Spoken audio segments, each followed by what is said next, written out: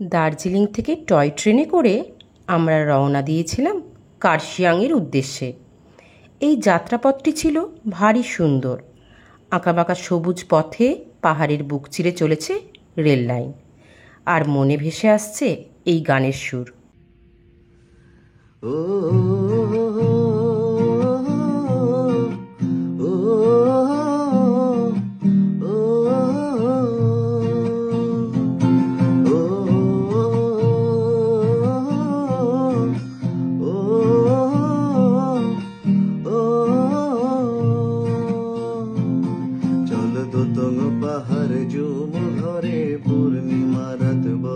জুড়ে জীবন জুয়ার আসর বসাবো, চলো দোতং পাহাড় ঝুম ঘরে পূর্ণিমা রাত বর্ষা জুড়ে জীবন জুয়ার আসর বসাবো। কার্শিয়াং একটি ছোট্ট শহর, যা দার্জিলিং থেকে প্রায় ৩২ কিলোমিটার দূরে ৪,৮৬৪ ফুট উচ্চতায় অবস্থিত। স্থানটির প্রকৃত নাম ছিল খারসাং, যার অর্থ লেপচা ভাষায় ল্যান্ড অফ হোয়াইট অর্কিডস। সবুজ চা বাগান, পাহাড়ের অপূর্ব শোভা, পাইন গাছের সারি, পাখিদের কলতান, মেঘ পাহাড়ের লুকোচুরি, এই সব কিছু নিয়েই এক অতি মনোরম হিল স্টেশন কার্শিয়াং। অ্যাডভেঞ্চার প্রেমীদের জন্য এই জায়গাটি একটি নিখুঁত গন্তব্য। মূল শহরের মাথার ওপর পাইনের ঘন জঙ্গলে ঢাকা বিখ্যাত ডাউহিলের অবস্থান, যার পরিচয় the most haunted hill station in India হিসেবে। শহর থেকে কয়েকশো ফুট উপরে ডাউহিল রোডের দ্য স্টে 4864 ছিল আমাদের এবারের কার্শিয়াংয়ের আস্তানা। তার গল্প একটু পরে বলছি। ট্রেন যখন কার্শিয়াংয়ে প্রবেশ করল, তখন চারিদিক মেঘে ঢাকা। একগুচ্ছ মেঘ যেন জানালার ভিতর দিয়ে আমাদের কাছে ঢুকে পড়ছে। সেই দৃশ্য এনজয় করতে করতে আমরা চললাম। দার্জিলিংয়ে এলে অনেকেই জয় রাইড করেন, কিন্তু আমার মতে দার্জিলিং থেকে কার্শিয়াং যাওয়ার এই রাস্তাটা আরও বেশি মনোরম। আমাদের 2.5 জনের জন্য হোমস্টের মালিক পুরো অ্যাটিকটাই ছেড়ে দিয়েছিলেন, যেখানে ছিল 4টে রুম আর 2টো ওয়াশরুম, যেখানে মাথাপিছু আমাদের খরচ পড়েছিল 1400 টাকা। চলুন ঘুরে দেখা যাক আমাদের হোমস্টেটা।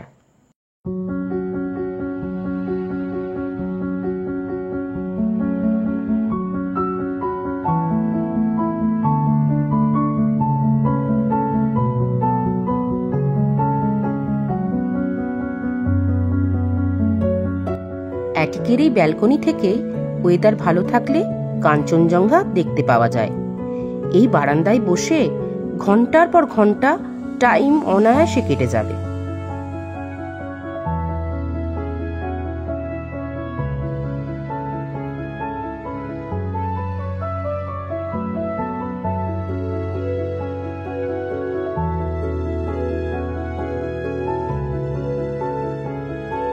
এই রুমটাতে আমরা সব থেকে বেশি সময় কাটিয়েছিলাম, যার জানলা দিয়ে মেঘ ভেসে আসছিল। রুমটাতে ছিল 3টে বেড।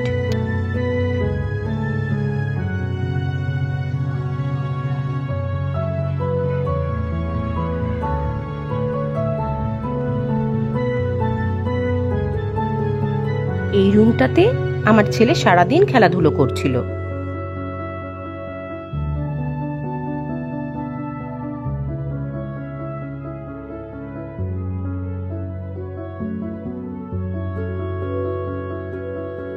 এটি ফার্স্ট ফ্লোরের 4 বেডেড রুম, যাতে অনায়াসে 4 জন অ্যাডাল্ট ও একটি বাচ্চা থাকতে পারে। রুমের দেওয়াল ও সিলিং বেত দিয়ে মোড়া। বেডের পাশে রয়েছে একটা ছোট্ট বেড সাইড টেবিল। দেওয়ালে আছে একটা সুন্দর ছবি।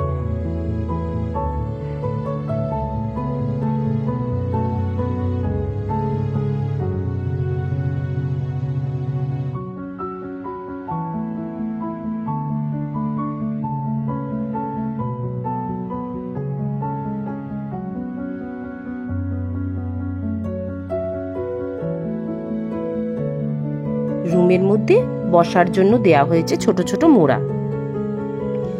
ওয়াশরুমটাও ভীষণ পরিষ্কার পরিচ্ছন্ন, আছে গিজারের ব্যবস্থা।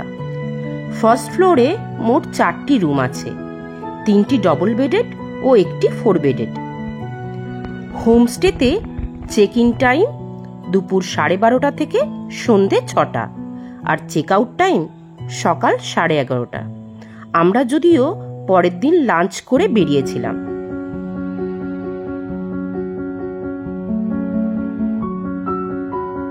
অ্যাটিকের এই রুমটা আমি গান শোনার জন্য ইউজ করছিলাম।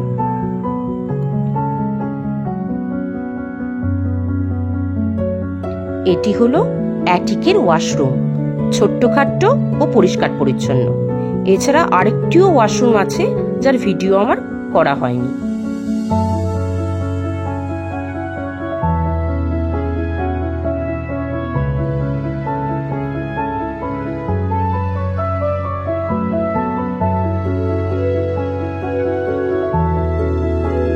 হোমস্টে থেকে বেরিয়ে আশপাশটা পায়ে হেঁটে ঘুরে নেওয়া যায়। হোমস্টের সামনেই আছে একটা হনুমান মন্দির।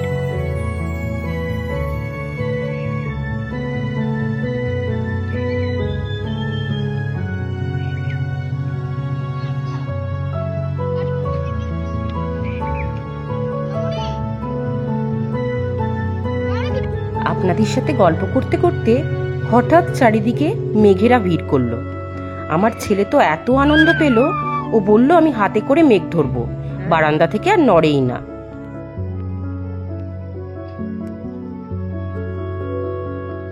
দুপুরে লাঞ্চ সেরে আমরা সাইট সিইং এর জন্য বেরিয়ে পড়লাম। লাঞ্চে ছিল ভাত, ডাল, আলু চোখা, শাক, মাছের কালিয়া, আচার ও টক দই। সাইট সিইং এ প্রথমেই আমাদের গন্তব্য হলো মার্গারেটস ডেক টি লাউঞ্জ। এটি NH-55 হিলকাট রোডে টুং স্টেশনের ঠিক কাছেই অবস্থিত। এখানে বিভিন্ন স্বাদের বিভিন্ন ধরনের চা পাওয়া যায়। চা প্রেমীদের কাছে এটি একটি স্বর্গ।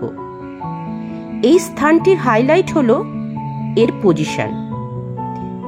এখানে 2টি বসার জায়গা আছে, ভিতরে এসি রেস্টুরেন্ট আর বাইরে হ্যাঙ্গিং টেরেস।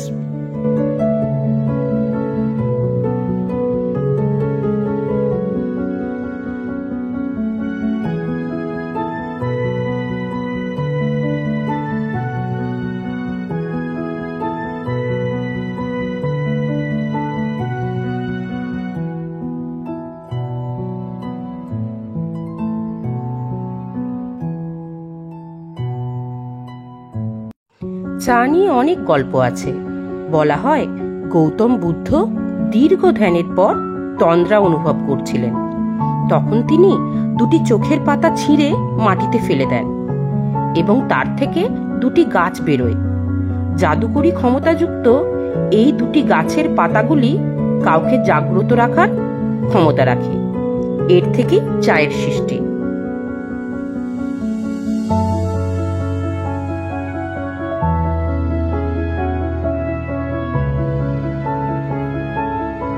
এখানে এলে চায়ের পাশাপাশি continental breakfast, mushroom soup, shepherd's pie, stuffed chicken, souffle, trifle, caramel custard এগুলো ট্রাই করতে পারেন।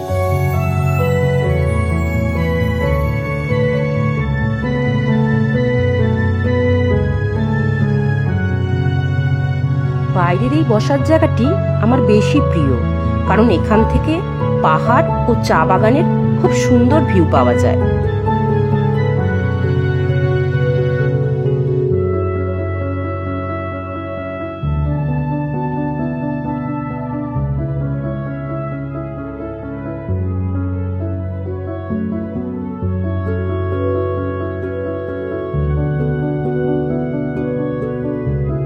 কার্শিয়াং বেড়াতে এলে বা দার্জিলিং বেড়াতে এলে আপনারা অবশ্যই মার্গারেটস ডেকে একবার আসবেন। গ্যারান্টি দিচ্ছি মন ভালো হয়ে যাবে।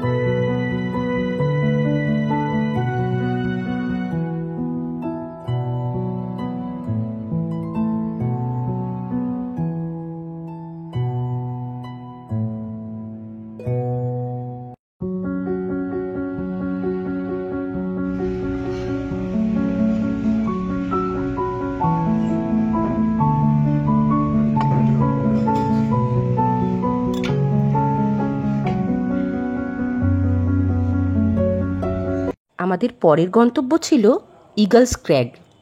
এটি একটি ওয়াচ টাওয়ার। এটি কার্শিয়াংয়ের একটি চা বাগানের ওপর অবস্থিত। এটাকে সানসেট ভিউ পয়েন্টও বলা যেতে পারে। এখানে ঢোকার জন্য এন্ট্রি ফি লাগে। তবে কার্শিয়াংয়ে একটা জিনিস খেয়াল করছিলাম, 10 বছরের নিচের বাচ্চাদের কোথাও এন্ট্রি ফি লাগছিল না। এই ওয়াচ টাওয়ার থেকে কার্শিয়াং শহর, তিস্তা ভ্যালি ও চা বাগানের অপরূপ দৃশ্য দেখতে পাওয়া যায়। এখানে একটি ছোট্ট পার্ক ও গোর্খাল্যান্ড মুভমেন্ট মেমোরিয়ালও রয়েছে।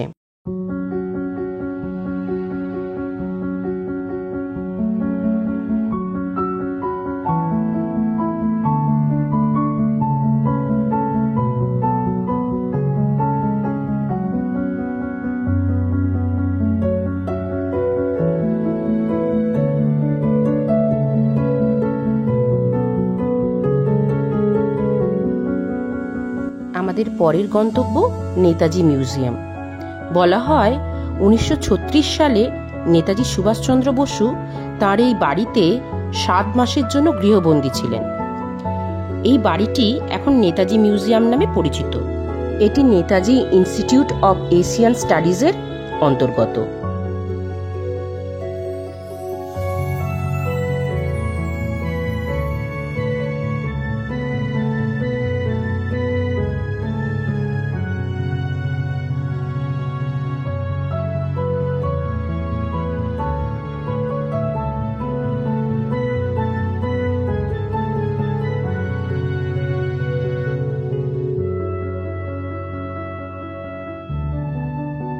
এই জায়গা থেকে তিনি তার স্ত্রী এমিলির কাছে বেশ কিছু চিঠিপত্র এবং অনেক গুরুত্বপূর্ণ রাজনৈতিক চিঠিও পাঠান।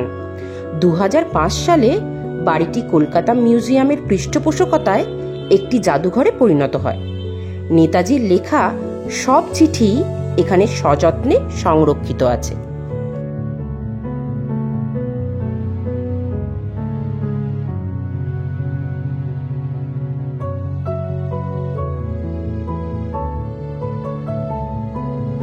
এই মূল্যবান ঐতিহাসিক চিঠিগুলি ছাড়াও কার্শিয়াংয়ের এই বাড়িতে নেতাজির অনেক ছবি আছে।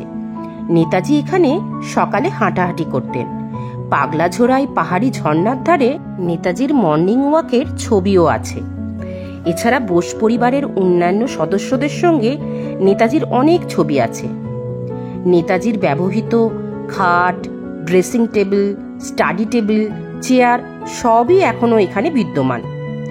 নেতাজির বড় ভাই শরৎচন্দ্র বসু 1934 সালে এখানে একটি ক্যামেলিয়া গাছ লাগিয়েছিলেন, যা আজও রয়েছে। একটু আগে ভিডিওতে যা আপনারা দেখতে পেলেন। বাড়িটি 1996 সাল পর্যন্ত বোস পরিবারের অধীনে ছিল। রাজ্য সরকার 1997 সালে বাড়িটি সংস্কার করে। 2000 সালে এটি একটি জাদুঘরে পরিণত হয়। এই বাড়িতে বসেই হরিপুরা কংগ্রেসের ভাষণ লিখেছিলেন নেতাজি। তিনি এখান থেকে গান্ধীজি ও জওহরলাল নেহরুকে চিঠিও লেখেন। বোস পরিবারের সদস্যরা প্রতি বছর গ্রীষ্মের ছুটিতে বা পুজোর ছুটিতে এই বাড়িতে আসতেন।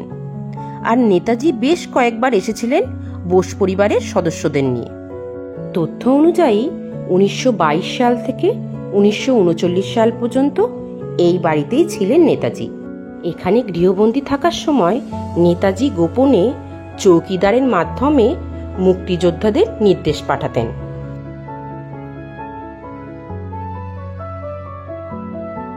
এই বাড়িতেই নেতাজি ভাগ্নেদের সঙ্গে লুকোচুরি খেলতেন, দোলনায় চড়তেন। পদ্মবাহাদুর ছেত্রী 1973 সালে বোস পরিবারের সদস্য শিশির বসু ও কৃষ্ণা বসুর কাছ থেকে প্রতিদিন 2 টাকার বিনিময়ে এই বাড়িটির রক্ষণাবেক্ষণের দায়িত্ব পান।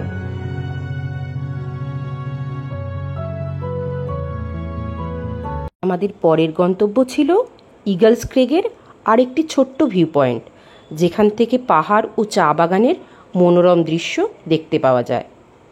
সাইট সিইংয়ে ক্লান্ত হয়ে পড়লে আপনারা এখানে বসে দুদণ্ড সময় কাটিয়ে নিতে পারেন। এরপরে আমাদের নেক্সট গন্তব্য হলো হনুমান টপ, যেখান থেকে কার্শিয়াং শহরের সবচেয়ে ভালো ভিউ পাওয়া যায়।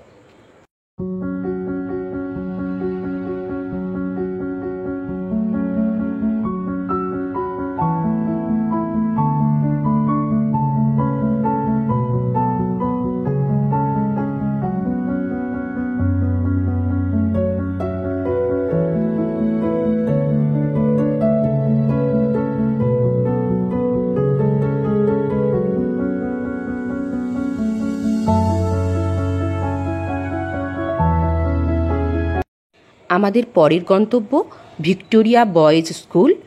এটি একটি শতাব্দী প্রাচীন স্কুল। এই স্কুলটিকে ঘিরে রয়েছে অনেক গল্প।